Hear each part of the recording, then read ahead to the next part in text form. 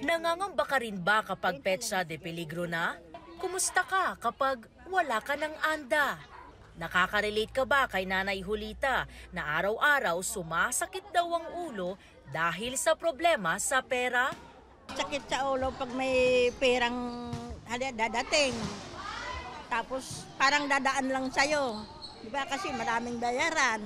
Sa pag-aaral nga na ginawa ng isang grupo ng British researchers, lumabas na sa lahat ng serious life challenges, kabilang ang divorce, disability, caregiving illness at bereavement, financial strain ang may pinakamalalang epekto sa kalusugan ng tao.